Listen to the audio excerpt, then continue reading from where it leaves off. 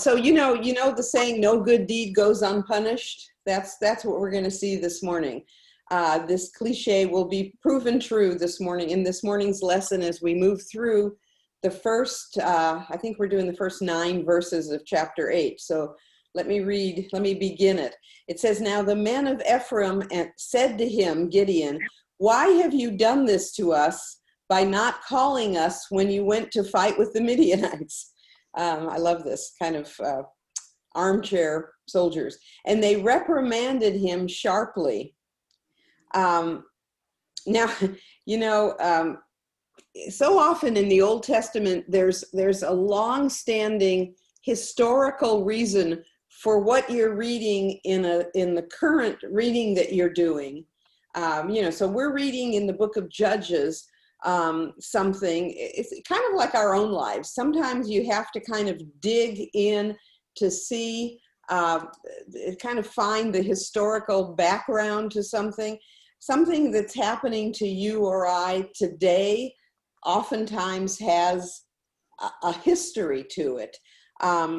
Families harbor bad blood among relatives. Have you ever had that happen in your family? Relatives that don't get along, and it doesn't go away.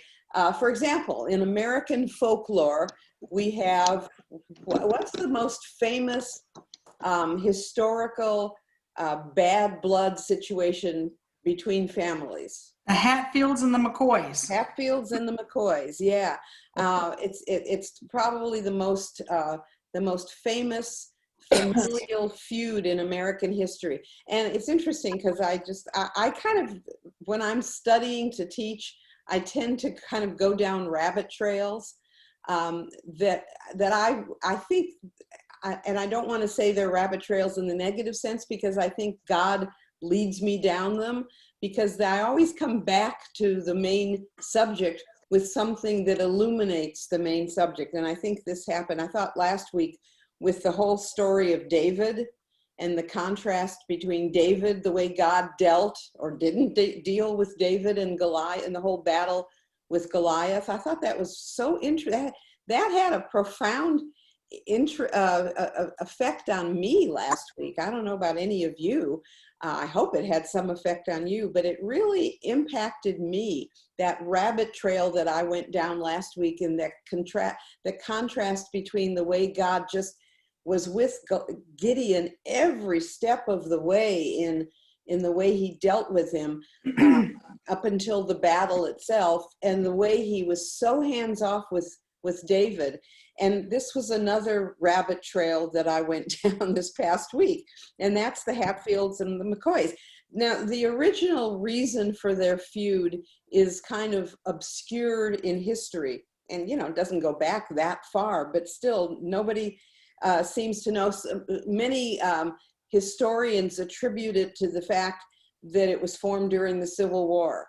The McCoys were Unionists. They fought for the North, and the Hatfields were for the South. They were Confederates.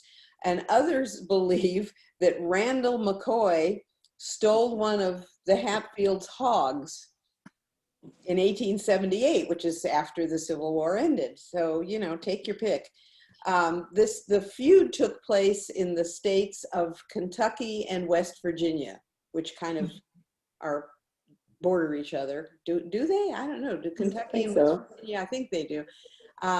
Which says something about Kentucky and West Virginia. I'm sorry if anybody's from either one of those states, but that's kind of the climate in those states. And because both of those families were so large, eventually it had to happen that in 1882, Ellison Hatfield was mortally shot in a brawl with some McCoys. And in revenge, what do you think happened? The Hatfields kidnapped and executed 3 McCoy brothers, which is what happens in these kind of family feuds. They escalate. After this occurred, Hatfields and McCoys repeatedly ambushed and killed each other. killed one another. And eventually, this is interesting. I thought this was very interesting. Eventually, it went to the United States Supreme Court. Wow. Yeah, which resulted in 1 sentence of death and 8 sentences of imprisonment. So I don't know I couldn't find what the legislation, what the cause was to take it all the way to the Supreme Court. But there it was. But there were flare-ups of this feud all the way into the early 20th century. And the legend was embellished by a brief love affair, wouldn't you know it, in the late 1880s between Johnson Hatfield and Rosanna McCoy. And obviously this was an affair that was opposed and eventually broken up by the McCoys. And newspapers, as you can imagine, had a field day with this kind of Romeo and Juliet romance. Now, I'm sure there are descendants of the Hatfields and the McCoys still living in these states, in West Virginia and Kentucky, who probably still hold grudges against these enemies. And why is that? And I think the reason is because these long-standing animosities don't die easily. And maybe in your own family you can relate. Maybe there's something, there's a long-standing feud between your grandfather or great-great-grandfather, or that's been going on for decades or a century, and that happens in families. It's just what happens, which brings us back to Judges 8. And the men of Ephraim who had confronted Gideon after the battle with the Midianites is over. The beginnings of what's happening in Judges 8, of what I've just read to you, are also found back in Genesis 48. So let me read that to you, because this is really interesting, starting with verses 1 and 2, Genesis 48, 1 and 2. Now it came to pass after these things, doesn't matter what those things are, that Joseph was told, indeed, your father is sick. Now who's Joseph's father? Anybody remember? Jacob. Jacob, very good. Now it came to pass after these things that Joseph was told, indeed, your father is sick. And Joseph took with him his 2 sons, Manasseh and Ephraim. Those are his 2 sons. And Jacob, Joseph's father, was told, look, your son Joseph is coming to you. It was customary for the father, the patriarch, to give a blessing to as many of his grandchildren or his children as he could before he died. And Israel, which is Jacob's other name, strengthened himself and sat up on the bed. Verse 5 goes on, and this is Joseph speaking. And now your 2 sons, Ephraim and Manasseh, who were born to you in the land of Egypt, before I came to you in Egypt, are mine. So Joseph is saying to Jacob, or Israel, here are 2 grandsons that Jacob obviously didn't know very well, because they had lived their whole life away from their grandfather. So verses 14 to 19 in this rather long passage in Genesis 48. Then Israel, or Jacob, stretched out his right hand and laid it on Ephraim's head, who was the younger, and his left hand on Manasseh's head, guiding his hands knowingly, for Manasseh was the firstborn. And he blessed Joseph and said, God, before whom my fathers Abraham and Isaac walked, the God who has fed me all my life long to this day, the angel who has redeemed me from all evil, bless the lads. Let my name be blessed among them, and the name of my fathers Abraham and Isaac, and let them grow into a multitude of the earth. Now when Joseph saw that his father laid his right hand on the head of Ephraim, it displeased him. Joseph's like, wait a minute, this is wrong. So he took hold of his father's hand to remove it from Ephraim's head to Manasseh's head. And Joseph said to his father, not so, my father, for this one is the firstborn. Put your right hand on his head. But his father refused and said, I know, my son, I know. He also shall become a people, and he also shall be great, but truly his younger brother shall be greater than he, and his descendants shall become a multitude of nations. And thus he set Ephraim before Manasseh. And this passage ends in verse 20. Now, we've talked in previous lessons about birthrights among the Israelites and how important that is, very significant in the Old Testament. And fathers watched over them very, very carefully when it came to how they were bestowed on their sons. So Joseph is understandably panicked. He's alarmed when he sees his father switching the birthrights. He's giving the younger one the birthright, and the older one is coming in second.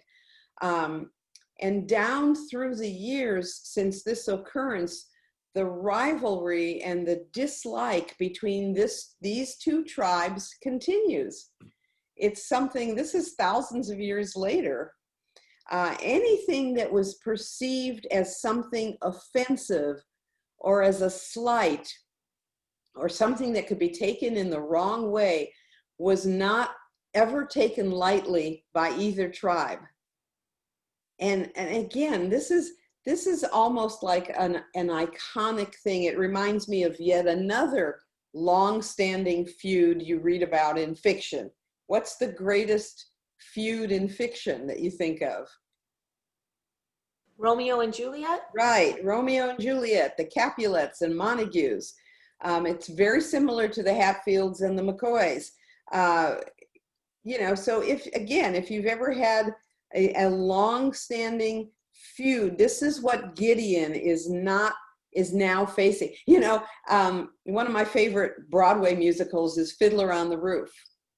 And there's a great scene in the opening song Tradition where the two residents of Anatevka are saying, he sold him a horse, but it was a mule. It was a horse. It was a mule. Do you remember that? It's just part of the lyrics of the song Tradition. And they're feuding in the lyrics of the song about whether what he sold him was a horse or was it a mule. It was a horse. It was a mule.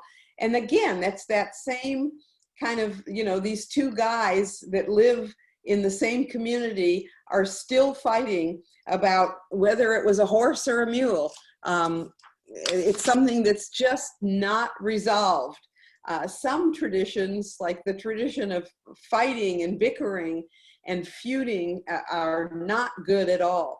And that's what's going on with Ephraim and Manasseh and all of these little tribes in Israel that are still warring. They're still kind of fighting. There's no unity among these tribes in Israel.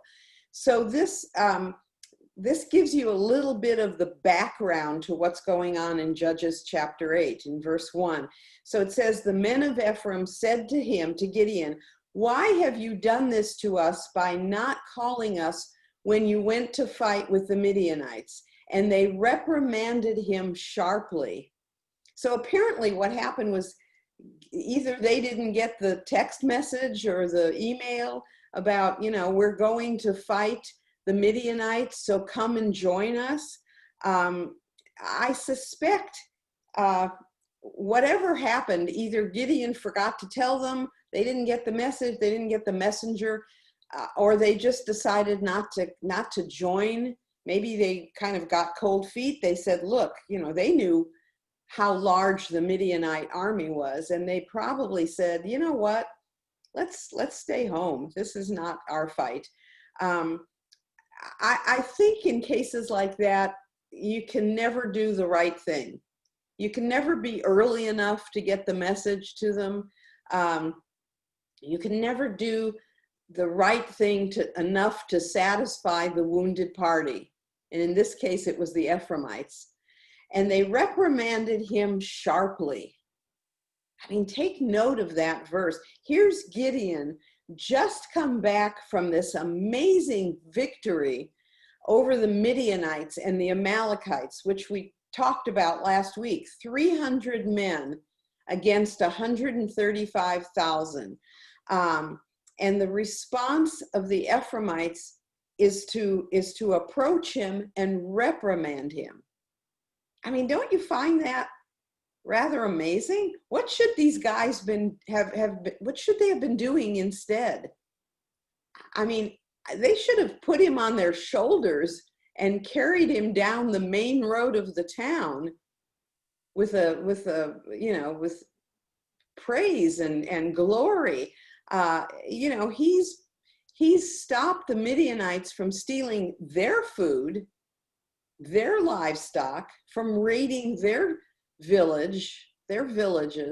Everything that was happening to Gideon's people was happening to the Ephraimites. They have really no business being critical and ruthless and reprimanding Gideon. But the really even more interesting thing in this passage is verse 2. Look at Gideon's response to them. So he said to them, "What have I done now in comparison with you? Is not the gleaning of the grapes of Ephraim better than the vintage of Abiezer?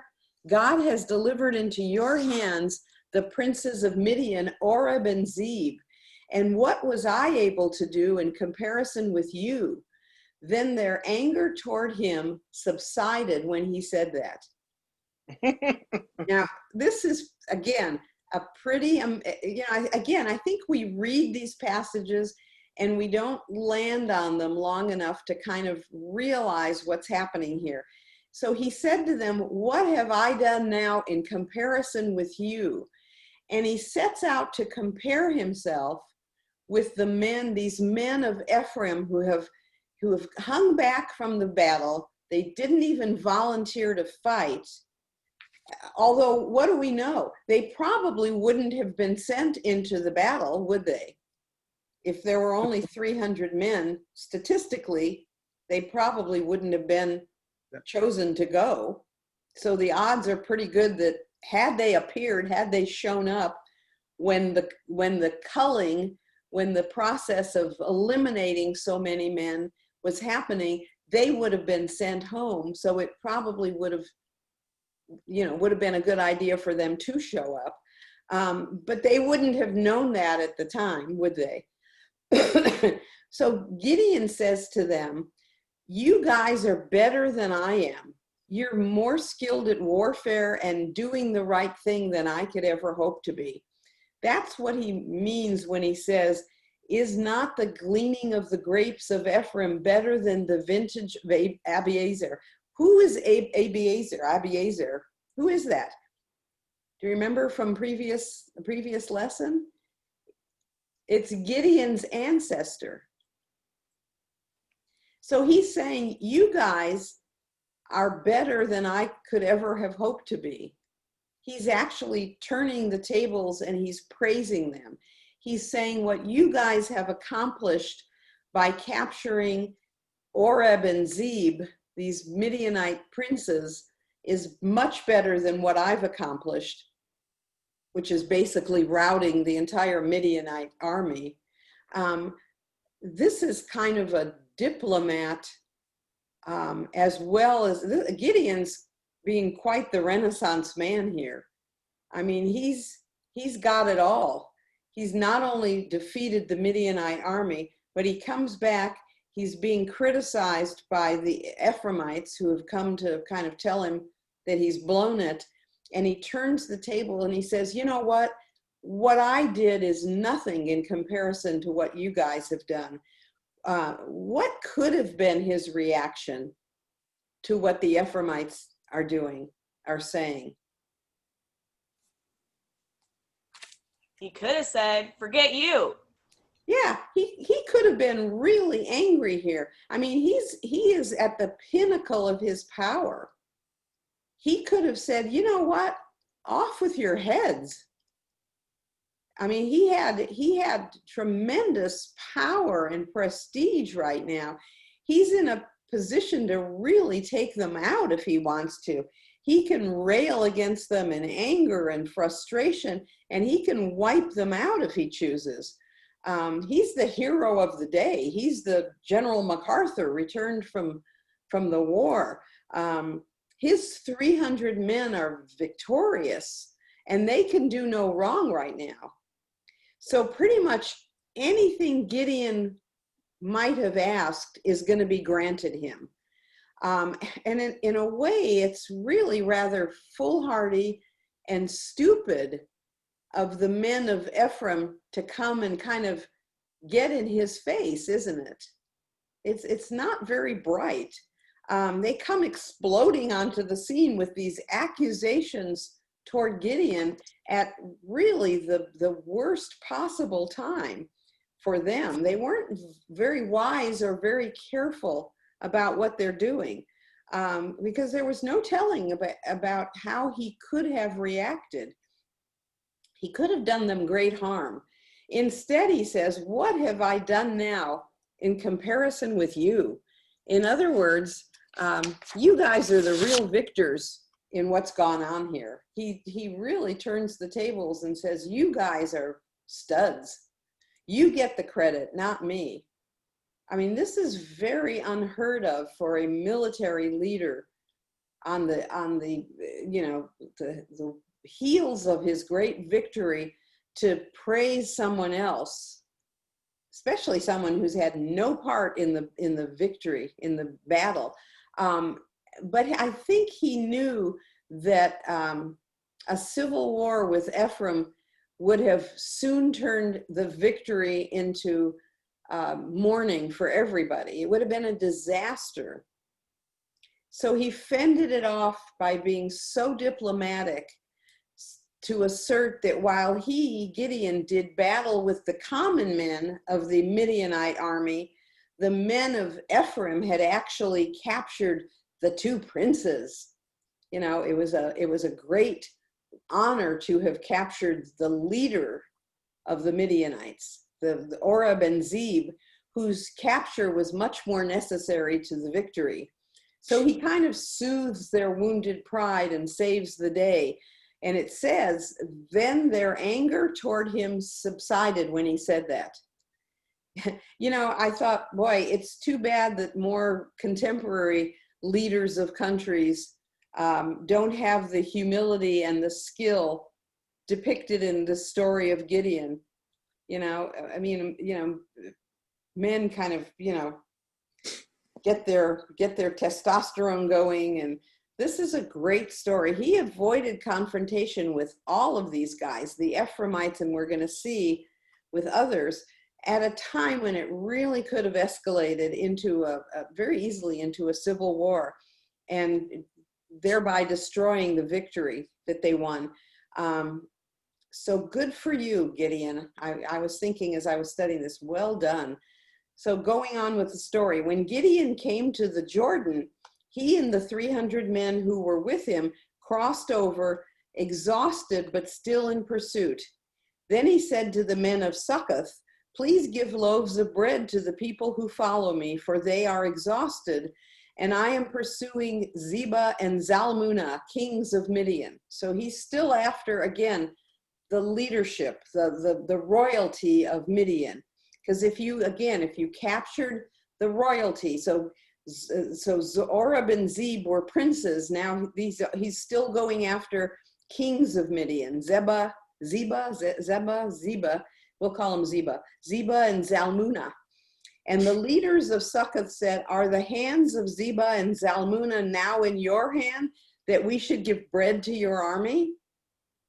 So here we are yet again. He's got 300 exhausted men, understandably, and he's had to deal with the Ephraimites already. And then he comes to the Jordan River and he crosses it, which I think is no easy feat. I mean, you know, it's not an easy river to cross. And he runs into the men of Succoth, and he has another encounter, and he asks these guys, please give some bread to my men, bread and water, because they're quite frankly hungry. And he still has some military matters to finish up. He's still pursuing Zebah and Zalmunna, who are the two kings of Midian. And the leaders of Succoth say to him, basically, why should we give your army food since you haven't captured these two kings? In other words, why should we do anything for you if you haven't done anything for us by capturing these two kings? So again, it made me think, boy, it's not easy being a military leader. And you can see from what happens to Gideon in much of this early part of Judges 8.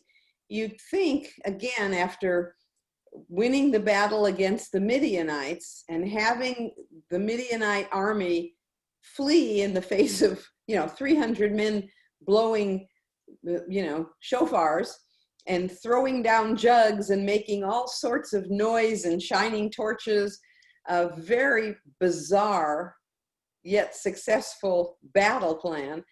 Gideon would have been able to take a breather and bask in a bit of glory. I mean, this is probably one of the most unique battles won in anything in the Old Testament. Usually there's a real battle with, hand-to-hand combat. This is like, they blow the shofars and they throw down ceramic jugs and they scare the Midianites, and the Midianites kill off each other. It's very unusual, but he has to kind of soothe the, Ephraimites' egos, and then he goes across the Jordan and he's got these men from Succoth who are saying, we're not going to feed you. We're not going to give you bread or water because you haven't accomplished what you're trying to do now, which is to capture the two kings of Midian.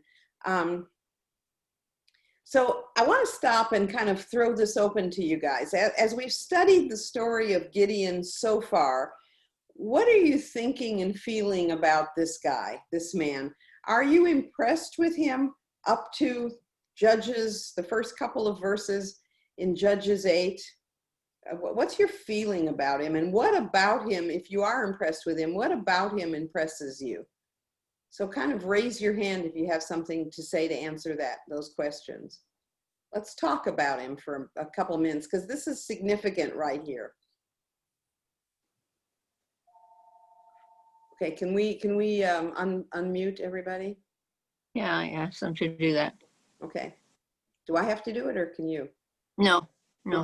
Okay. Okay. So does anybody have anything to contribute? What's your feeling about Gideon?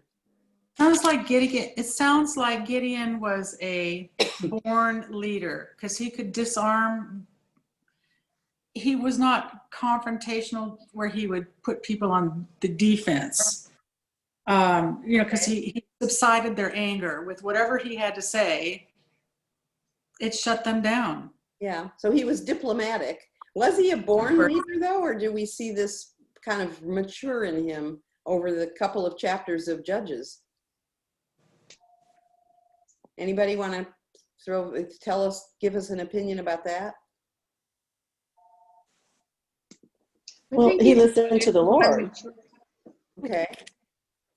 I think he continued to step up when he needed to. Yeah.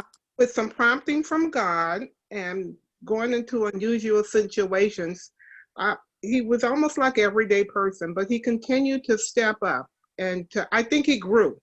Yeah. And he continued to grow. Where Yeah. he got to the point. Go ahead, Lorraine.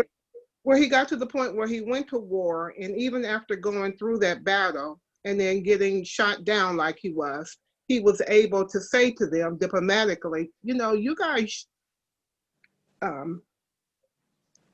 he knew they didn't see it the way he wanted it seen or the way it was, but he was very diplomatic. So I think from Judges 6 to 8, he's just the average man who continues to grow. Okay.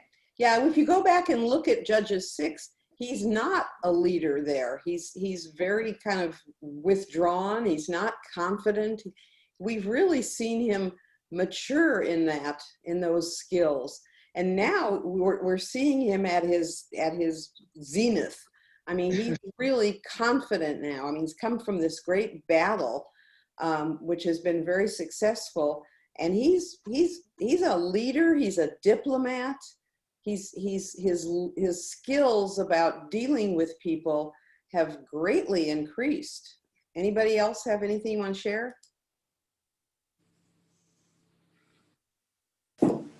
Speak now or forever, or for the next couple minutes. You know, I got to thinking, you know, it's not easy being a military leader. I mean, this may be one of the reasons why there are so few female military leaders of high ranking. I would start crying if somebody kind of gave me the kind of grief he's gotten. I don't think I would handle it very well. I would get very emotional and just say, you know, stop So it. I found, I mean, to me, I'm amazed at like Winston Churchill, how he was the man God appointed for that time in history. Yeah. I mean, and General Patton, people who were amazing leaders. Amazing. Yeah. It's interesting. I'm sure that there are books that are written about military leaders, and you could, if you read those kinds of books, you could see a common characteristic or common characteristics to them. But you would think that, you know, you would think that he would be given a lot of respect right now. So it's really interesting that he's not getting them. Yeah. Go ahead. My impression is that doesn't have a huge ego either, Right. and that he's considerate of others and their perspective as to their need for ego. Right. In other words, that's the response that I Yeah. got out of that. It doesn't really need Good point. pumping up like some leaders do. He's more about serving God, actually, is kind of the way I'm seeing it, and also compassionate towards others for not seeing what he sees or hears from God. He kind of knows that they don't know. He kind of, I think internally, some leaders know that other people around them don't really know what it is that God wants them to do, and so I think um, he's considering that. He's considering his own doubt in the first place, and questioning God, and realizing that these people probably have the same doubt I had. I had to have the fleece. I had to do this. I had to do that, and they don't have. So he's being compassionate towards that, I think, and respectful of that. Yeah, it's interesting. This TV series. It's an old TV series, but it's really well done. And that's I, Claudius. Anybody ever see that? It's probably 30 or 40 years old. But about the Roman emperors, it's interesting that's a good study of like dictators, if you will. You know, men who are in roles where they're not, you know, they're not bending to God. They have no sense of being, as Gideon had this sense of serving God. That makes a big difference in how somebody operates as a leader. It's you know, if they're serving God, that makes a big difference in what you're saying, Cheryl. Just that kind of the humility. If they think they are, you know, they are God, it makes a big difference. Yeah, that's a good point. It's interesting to kind of think about Gideon at this point, because what we're going to see, and this is a spoiler alert, in the next couple of weeks, this is kind of the high point of Gideon. And this is why I think the story of Gideon turns into such a sad story. It's a cautionary tale for all of us. You can't always be sure that where you are spiritually is going to continue. You have to be constantly vigilant as far as what your relationship is with God. It takes work, it takes diligence, it takes attention. So that's one of the things we're going to see, because our whole view of Gideon is going to pivot that seems to be, have you noticed that that's the word in coaching? Pivot. Pivot. Pivot. Yeah. Pivot. Yeah. So I thought I'd use it for this. But I'm just constantly struck in this lesson by the nerve of these leaders, by the Ephraim, leaders of Ephraim, the leaders of Succoth, and the tribe of Gad, another little group. That their responses are, the hands of Zebah and Zalmunna now in your hand, that we should give bread to your army. What are these guys saying? They're basically saying, why should we give food to your army when these two kings of the Midianites are still on the loose? Capture them first, and then we'll consider giving some bread to your men. I mean, that's not the way you treat an army that has just, defended you and defeated. Gideon's men are faint with hunger. We've already established that. They're tired, but they're still pursuing the enemy. They're still doing what they're putting up all this valiant effort. But we're not going to help you in any way until you have secured these royal leaders and you've done everything you're supposed to do, and then we'll consider giving you something to eat. It's really, really horrible on their part. If I were Gideon, here's what I would be thinking. I've just vanquished the mighty Midianite army, so why don't I just wipe you idiots out? That's kind of what went through my mind. But I think he had more grace and humility than I would have in that situation. Because, in my mind, that's just disloyal and insubordinate. So in verses 7 to 9, we see Gideon taking, though, a firm stance. He's not a total pushover, because I think then we would kind of start losing respect for him.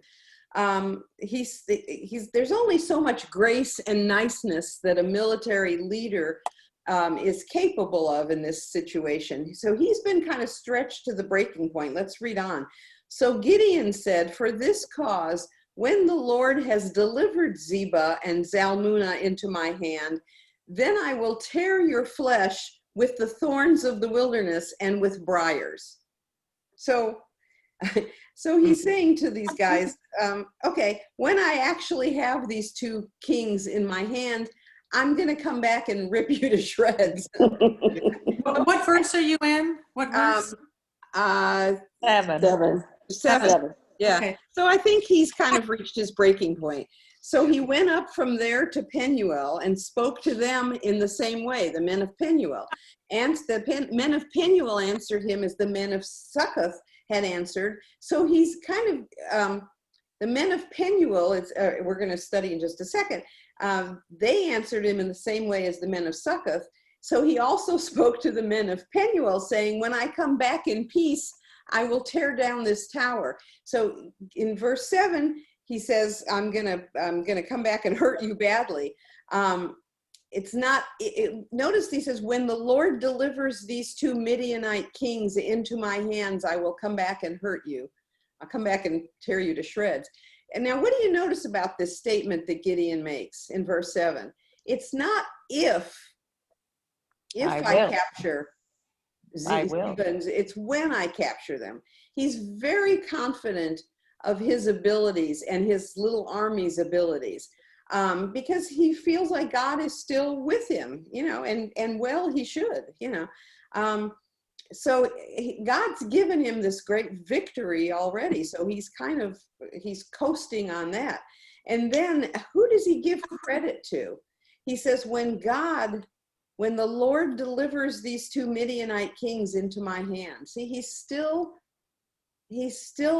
praising God and recognizing who the source of his victory is, that it's the Lord.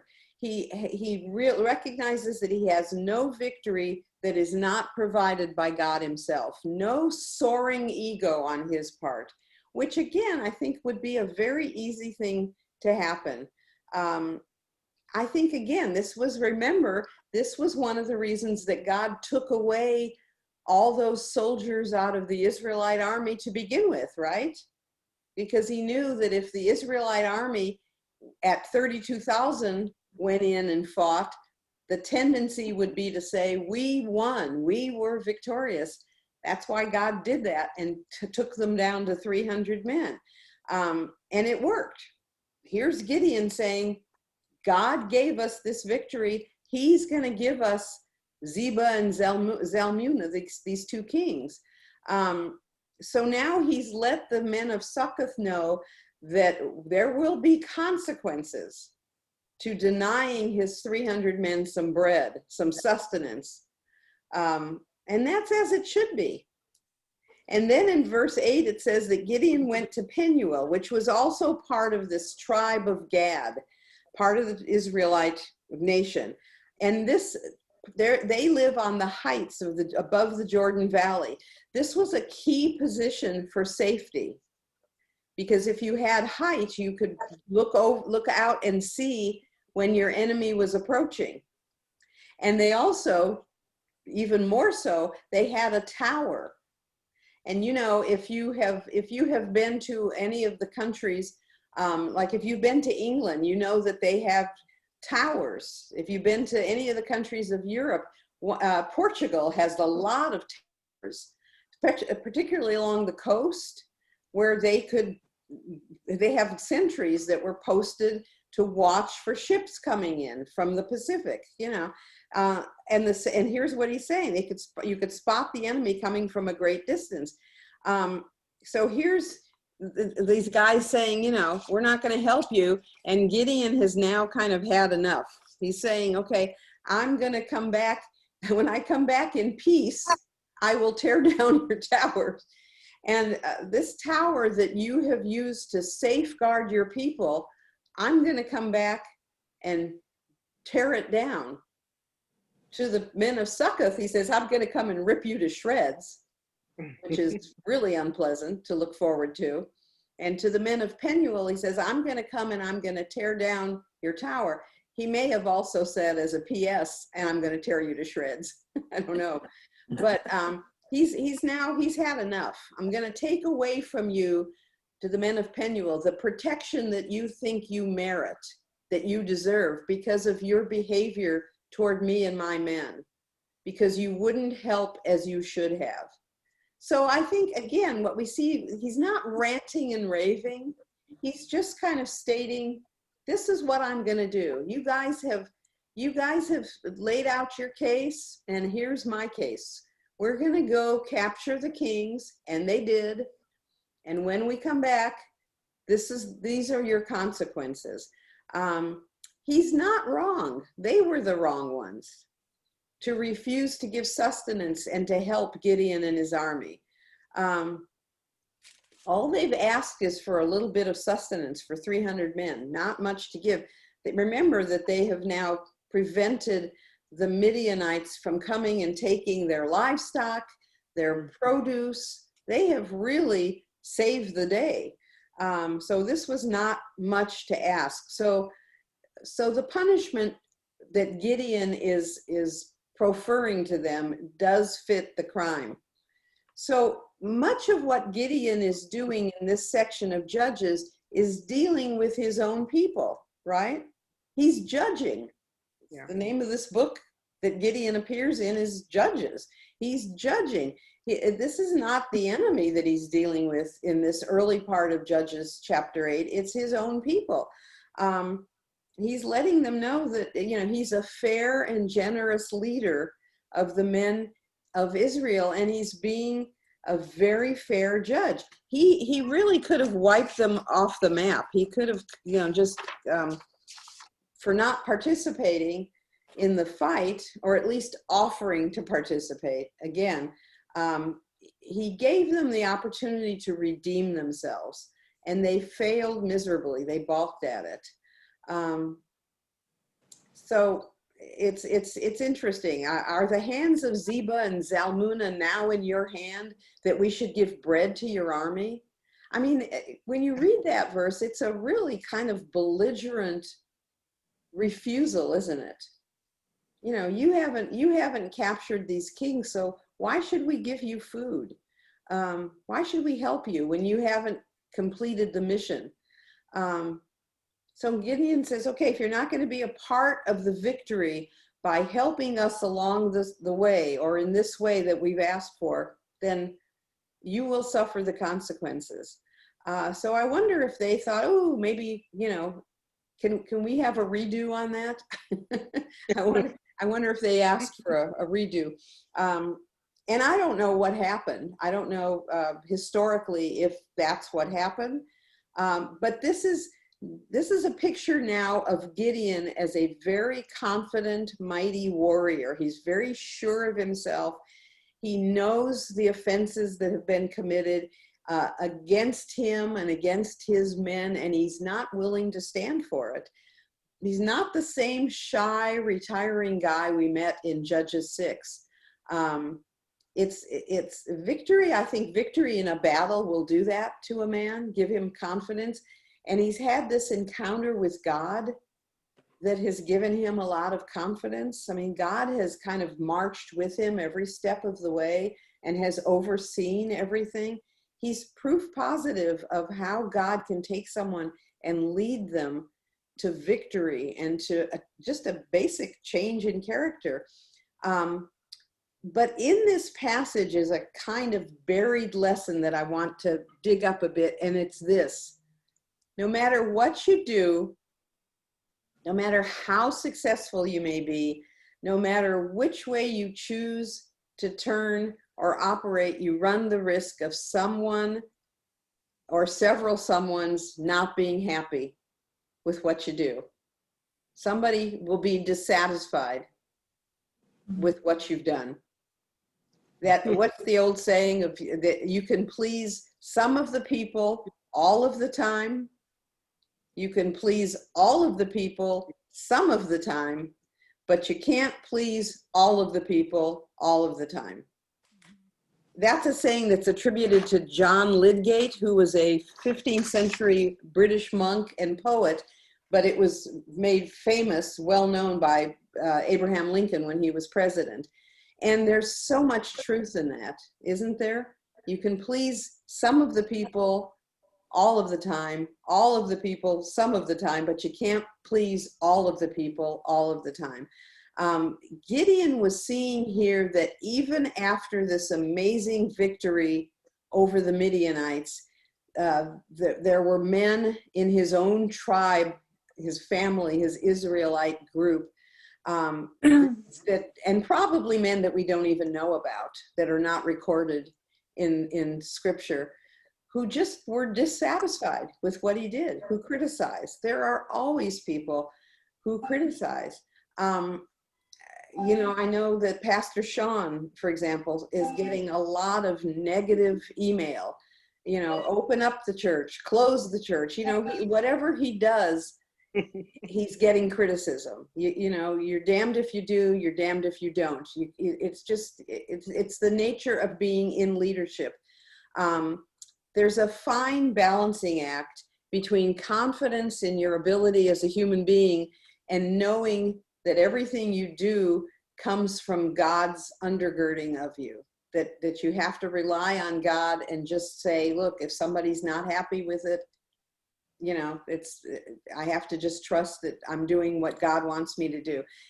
What we're going to see in the next couple of weeks is Gideon soon abuses this balance. And it's very sad. It's very sad. He falls into some old bad habits. So be prepared next week in the middle of Judges 8. Go ahead and read ahead for some really sad downward turns. He's going to blow it. And unfortunately, that's what happens. And we're going to talk about the rest of Gideon's life is going to turn into this cautionary tale about ending well. How do we end well? But because I think that's a really interesting process for all of us. Some of us are young; we're not worried about ending well at this point. But some of us are that's kind of what we're thinking about now. As you get up in your 60s and 70s and above, you start thinking about how do I want to end? how do I want to end my life, my relationship with the Lord? How can I end it well? How can I end my life following the Lord and not falling away? So I think the cautionary tale of Gideon should be good for us, hopefully. And this is like a Star Wars plot. So stay tuned. Come back next